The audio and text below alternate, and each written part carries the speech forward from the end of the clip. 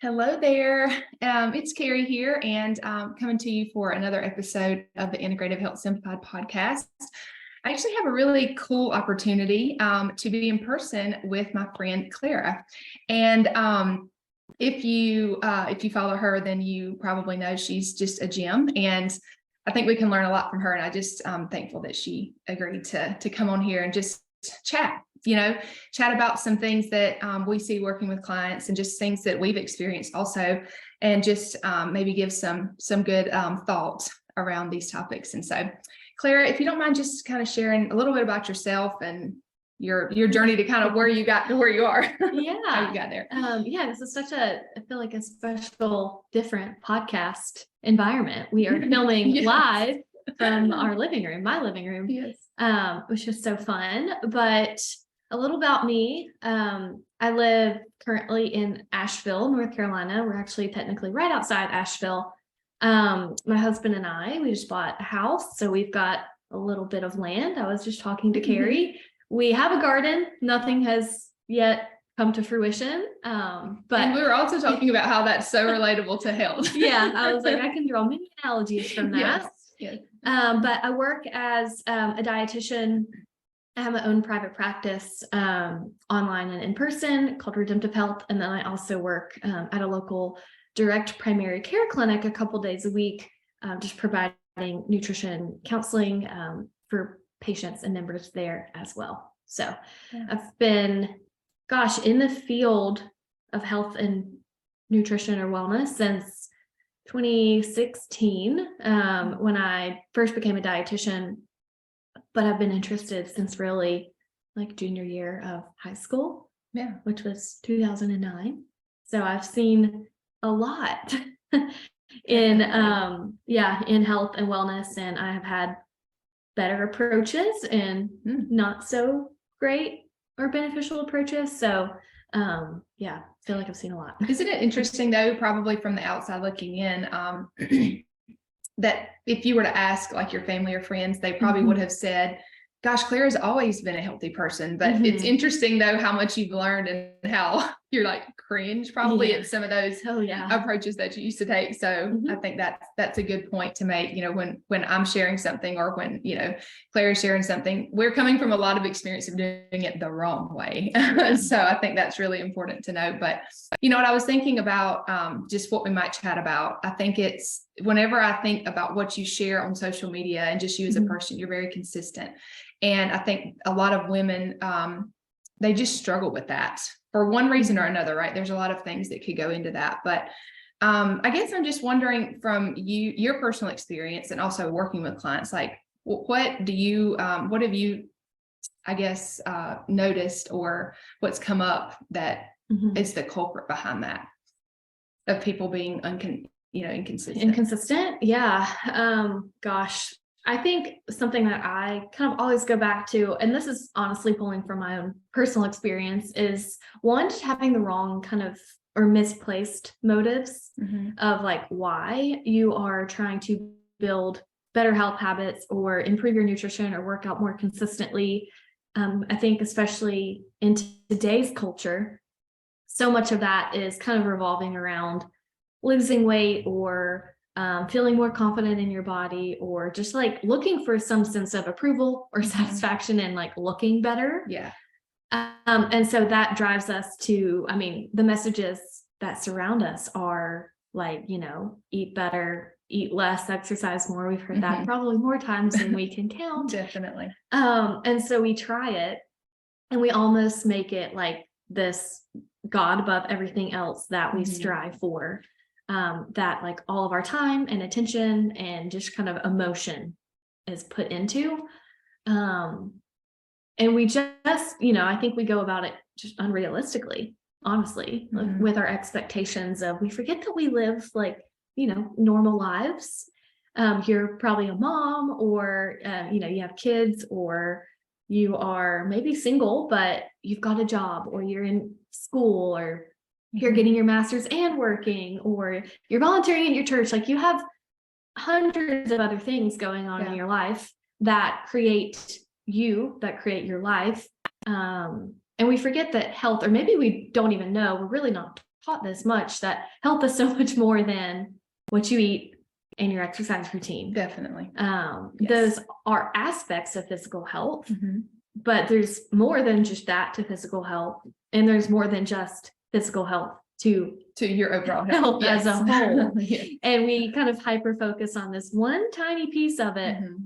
and kind of forget everything else that can impact our ability to do said things. So I think a lot of times it goes back to kind of a misplaced motive or kind of a wrongful motive, but then also just these unrealistic expectations of thinking we have to do things like perfectly, or that consistency means we do something the exact same way every single day. Mm-hmm. And then if we, a wrench gets thrown in our plans, it's like, oh shoot, well, just throw out the towel, like I'm done. Sure. And so I think we just kind of get ourselves down, and then we let that experience kind of define our ability moving forward. Mm-hmm. So either our ability or how we look at what being healthy is like. Oh, it's too hard. It takes too much time. It's too much effort. Right. I don't have what it takes. This is just who I'm meant to be. Mm-hmm. You kind of become like a slave to your genetics or your past, or like hope is lost. And so you kind of give every other effort moving forward a half-hearted attempt. Yeah. Because you just think I'm going to fail. So why try? Mm-hmm. Yeah. I honestly think sometimes we set our expectations so high because it's almost like we know we're going to fail. And so there's just this like subconscious thing. Mm-hmm. Yeah. Do you see that a lot with clients you work with, and just, as you overhear women talking, I find that really interesting, just to be a fly on the wall, and how women refer to themselves and talk about health. And I think it kind of leads into that like all or nothing, black or white thinking a lot. Yeah. And how that is, I know you do a lot of kind of like talking and discussion and educating on like the nervous system, and how really like black or white thinking it's rigid. And so it's easy. We don't have to make a decision, and live in that gray area where that kind of takes a little bit more effort. Right. Well, that's life though. I mean, we have to live in the gray, right? Yeah. But I see that a lot. Mm-hmm. Yeah. So I'm just wondering, if somebody comes to you with that mentality, or really if you struggled with that mentality before, and like what helped you get out of that? I mean, I'm just speaking, maybe you can talk to some about how you did it wrong in the past too. I think we can learn a lot about that from ourselves. I did it wrong for sure. So, it's funny, like I don't remember, I didn't have like a light bulb moment where I was like, oh, this is like, I'm never thinking in that black or white approach again. But I lived there for many years. And I think I've talked to past clients who have maybe done something like Whole30, where I feel like that is very much like start back over at day one. Yes. And so that of course will, I think, just naturally funnel us into that black or white thinking. But even if you haven't done Whole30, like I haven't ever participated in it. Right. I think it just goes back to that kind of inner desire to be perfect, which I could talk about, a whole new tangent of like, as believers, we're never going to, as anyone, we're never going to be perfect. That's why we need Christ. But I would just, I honestly made it an idol of thinking that like, once I look a certain way, people will like me, or I will be pretty or more worthy or whatever. So like that was what I was striving for. And then when I would mess up, I would just go off the rails, mainly because I was under eating and over exercising. Sure. So your body was like, give me food. My body was working against me because it loved me. Yes. And so I would go off the rails and then just kind of, blow it on the weekend and start again on Monday, eating super clean and maybe working out twice a day or going really hard. Yeah. And it was, that whole terrible cycle that I'm sure many people listening have been through, or maybe you're in right now. And so I think there were a lot of things that kind of helped me break out of that. First and foremost, honestly, is just like my relationship with God, and really kind of grasping and choosing to live into like my identity in Him. That like no amount of weight loss or perfect health or anything like that would actually make me more satisfied or more fulfilled. Yeah. I think you get so tired of like yourself. Oh my gosh. I mean, you Oh. try to put these unrealistic expectations Oh and my I gosh. mean, you kind of just have to get to the end of yourself, and we all kind of do that differently. Yeah. Hopefully it's faster than Yeah. slower. Yeah. But Yes. yeah, I mean, we realize that no matter what we try to do, we're never going to earn, like, our worth is not in anything other than Christ. And I think once you get there, it's like, wow, Oh, yeah. what was I doing for all of those years? You Yes. just Yeah. want to go back and talk to yourself Yeah. and Slap you on the love face. yourself. Yeah. Yeah. But yeah, it was really, when I started, I realized that I just like honestly did not love my body. I didn't like how it looked. And so like when I noticed that my joy was coming or not coming from that, through the Lord's revelation, I was like, he impressed on my heart that like truly health is such a gift. It is. And I was tied into, I worked in a hospital as a clinical dietitian for 5 years and hated pretty much every minute of it. But that did more truly for my perspective changing on health or about health. Just seeing people, I mean, my age, a little bit older than me, laying in a bed, like totally debilitated, could not go home because they were so just unhealthy. Yeah. That did something to me. And like I would skip out of the hospital and like want to go on a run or to work out or to make something healthy to eat or not turn to food to like numb out a negative or hard emotion because I truly was able to grasp that like health is a gift that I did nothing to deserve, having two legs that would let me walk and work. And that I'm just called to steward, to take care of, but like to also enjoy. Yeah. And I think so many of us forget kind of how to enjoy. I agree. Yeah, we make it way too rigid, and then it's like, well, I'm going to eat this so that I can eat this later. I'm going to work out so I can eat this. I used to think that a lot too. Like I'm gonna work out so that I can have a cookie or a oh my gosh. I think that a lot of women are still in that space though, or they've just said, I don't have time for any of it. I'm just gonna look the way I look and be the way I mean, it's just, and I feel for that woman that feels like she's not worth the time or the effort, or that she's somehow broken, that she's not fixable, or that, I don't know, there's just so many thoughts, but I do think it goes back to where we find our worth and why we're doing it, our motivation. I think those two things are really, really big in this conversation. Yeah. I hear a lot, I don't have kids yet. We don't have kids yet, but I hear a lot of times, and I get it, where it's like, if you are a mom, maybe you are probably very busy if you have kids. That can be kind of an excuse of like, I'm too busy, there isn't enough time. I have kids, I work to a full time, etc. 110% valid. You are busy. And I hear so often like taking care of you is taking care of them, which absolutely is true.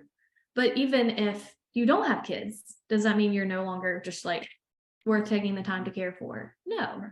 And so, yes, taking care of yourself, if you have kids, is taking care of them. And I'm sure you can vouch for that. It's like your kids pick healthy habits and behaviors from what they see you do. Definitely. But even if you don't have kids right now, or even if maybe you have never had kids, you are still worth the time to learn how to care for your body in an appropriate like way that honors your physiology. I think we can attribute being healthy as a character trait that people are like just I've gotten that a lot, or it's like a natural tendency. Oh well, that's easy for you. But no, it is literally a skill. I mean, and you don't always want to get up and work out do definitely. It is a skill that you build over time. And you could say the same for motivation of like, oh, I'm just not motivated. I just couldn't get myself motivated. Well, the only way to get yourself motivated is to like take action. And I have found, especially for clients and people in my membership, like the best way to get motivated and to take action is to tell yourself for just 5 minutes, I'm going to do fill in the blank. Because again, we set our expectations so well, the first few high. minutes are the hardest anyway. Hard. Yeah, definitely.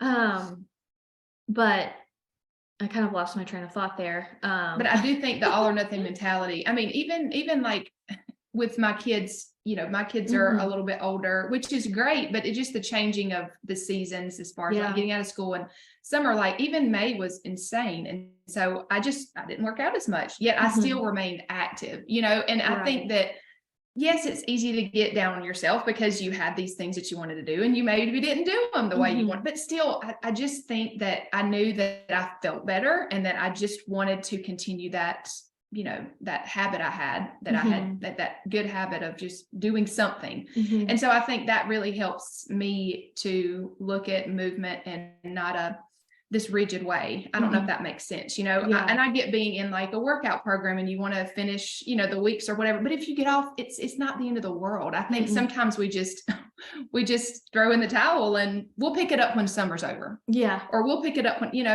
just do 10 minutes, just go for a walk, just do something. I feel the same way, and I'm sure Clara does as well. There are just times when you're not going to be able to do as much. Yeah. If you're in a season where you're extremely stressed, maybe you shouldn't work out as hard. Maybe you should just go for walks or do a little bit less. I just think we have to give ourselves grace and not and realize that it is an all or nothing. And I think that's one of the worst things that we can do is just compartmentalize, I guess. I have 3 things to say on things you just said. One is when you said, I'll just wait until summer is over. I'll hear that all the time. A perfect example for this. So yesterday was Sunday. For whatever reason, I was just like zonked. So we got back from church, ate lunch, and I like hit the bed taking a nap. And when you wake up from a nap and sometimes you feel even more groggy. Yeah. And it's just like, oh my gosh, I have no motivation to like do anything. I picture saying, I'll wait until summer's over, kind of like taking a nap. Because when summer's over, you're probably not going to feel very motivated to move. Yeah. Right? Because then you're going to like school is starting. Yeah. And it's so much harder to get back into a routine. So if you much completely harder. Stop for like 2 months. And so I am not saying kill yourself all summer long with your workouts. Yeah, no, but like keeping some type of momentum is going to be better than pressing pause. Yeah. And then trying to like accelerate again when you like don't have the stamina, you don't have the habits, you don't have that mindset already in place. Yeah. And so something that helps me with that, and also is something I pretty much preach every single day, either like on Instagram or in my membership or with one-on-one clients, is thinking of it. So often we think of like all or nothing thinking, right? I think about like a light switch where it's either all on or all off, no in between. A way to move from that all or nothing thinking over to, okay, I can like actually see the gray area, is thinking of it like a dimmer switch, where sadly we don't have an example that I can show you, but if you picture like a dimmer switch where it's either on or off, but you can dim the light in the middle, that is kind of a visual way to think of, okay, how can if I can't do the workout that I want to do, maybe I can't do all the exercises, or I can't do the whole time, whatever. Yeah. That would be, maybe 100%. If you can't do that, well, there's a lot of room between 100 and 0. Right. And so you can then look at it as like, okay, well, if I cannot do 100%, maybe what would 80% look like? What would 60% look like? I mean, what would 42% look like? Yeah, anything. Right. And so that feeds into this belief that like something really is better than nothing. Yes. And that momentum, the more you do it, you're going to build the habit, you're going to build the routine, you're going to feel better. And it becomes easier. It does become easier. And then you picture this, you're 60 days down the road and you look back and you're like, holy cow, I'm like so proud of myself that I'm actually the type of person that is working out consistently. And I'm not torn, or I'm not enslaved to that black and white thinking. And that is a choice we have to make. Yeah. Of like, I'm willing to think of that dimmer switch mentality of like something is better than nothing. And thinking of like every situation will be different, right? Like different seasons of life Yeah. will be different. Yeah. And so you can still take that dimmer switch into different situations of like, well, okay, in this situation where I am, what can I do? Yeah. Maybe it doesn't look like the full workout program that I had signed up for, but like, what can I take from that, or what can I do instead to just simply keep moving? Right. Because going on a walk or doing a 10-minute body weight circuit to kind of keep going is better than, you know, sitting on the couch for one day that leads to a week, that leads to 3 months, that leads to, right, you know, a year, and the mindset that goes with that. Yeah. You know, I was just actually thinking about, you know, when I think about health, a lot of times we just think about what we eat and how we move. And I know we're talking about movement, but it made me think about during summer, a lot of times we are going out to eat more, or maybe we want to have treats more. You know, I just know my kids, they like to go get ice cream. And so am I going to get ice cream with them every time? Maybe not, but am I going to get it when I want to, you know, and just eat for joy in that moment? Yes, I am. And maybe I haven't in the past. I for sure haven't in the past. I went 2 years without eating refined sugar whatsoever. And so I missed out on a lot of treats and things, which, you know, it was fine in the moment. You know, I didn't really, but then I look back and think we are supposed to eat for joy sometimes, right? I get that we should eat for health, and I just feel like whenever we give ourselves permission to trust ourselves with food, that's really big. And I know a lot of us go on vacation, and we'll be going on vacation for a week. And I just remember in past years, it was like, you know, you'd feel like you need to get in all the bad stuff for the week at the beach. And then and then I'm going to get right back on track. And I just think over time, my mentality has shifted to where that stuff just doesn't interest me anymore. A lot of times, if I want something like that I don't normally eat, I'm going to have it, but then it's not going to be a big deal, I guess. I just feel like sometimes we feel like we need to get all of our bad stuff in, and then we're just going to get right back on track and go work out really hard the next week. And I just think, again, that's falling in that black and white mentality. And I think over time, whenever we are more consistent and we do realize we feel better with eating these things and just any movement, you want to continue to do that. And so I also think a lot of it comes from the Lord, though. You know, just our mentality around life in general. And of course, health falls into that. But yeah, there's so much freedom there. I feel like sometimes we feel so trapped in, well, gosh, I didn't make a good choice, and so now I have to go do whatever to get back on track. And I just feel for my past self that felt like that. And so many women still feel like that, I think, which is sad to me. Yeah, I was the same way. of like trying to eat perfectly leading up to vacation, and then you'd like, you know, blow it on night one. I say blow it in quotation marks. And then so I'm just going to eat that way the whole week. And then you like don't feel good. And then that makes you, I feel like that it's like, you know, thinking of two sides of the pendulum. You kind of swing from one to the other. And now I kind of go into it of looking at like, I don't know, there's so many dimensions to it that each situation will be different, right? Like one night you might go out with your kids to get ice cream and get a cone. The next couple weeks you might go and you're like, I don't want it. Like I can enjoy the moment and the experience without getting the ice cream cone every time. But like I can still get the ice cream cone and like let it. And both are okay. Be that. Like both are okay. You know, and it goes back, I always think of that verse of like everything is permissible, but not everything is beneficial. And how that really can change based on the situation.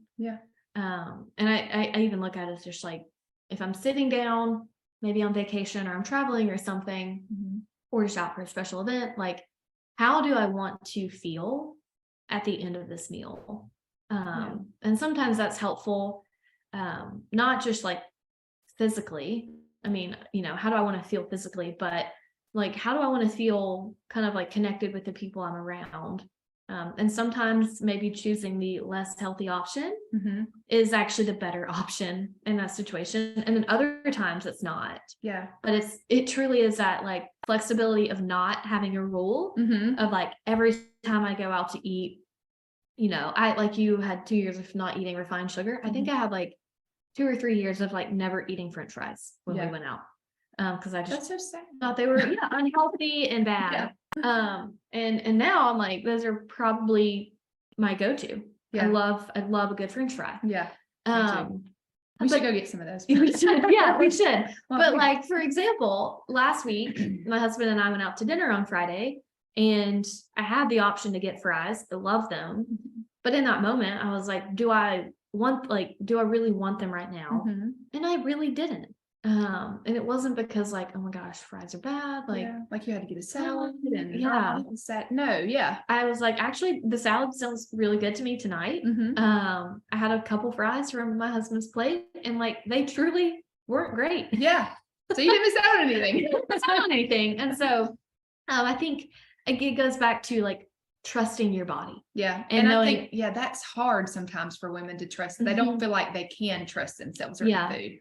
And I could go probably down a whole rabbit trail with this that you could probably go on as well. But I feel like so much of that could be tied into we are so busy. Yeah. We are our distracted. Schedules are we're distracted. Our schedules are jam-packed that we have no like downtime, quiet time to truly like be with the Lord, be with our thoughts, be with our emotions, and just like rest. That it's so easy to turn to food for comfort. And to numb out, to avoid an uncomfortable situation that, I'm not saying making time for quiet is going to fix everything, but that again goes into health is so much more than what you eat and how you move. And that is a big piece of it. If you're going, if you never have time, like with yourself, with God, praying, journaling, and uncovering any kind of like emotions or anything like that you may just kind of be pushing down, that maybe we're turning to food. That 100% affects your physical. Oh my gosh. Yeah.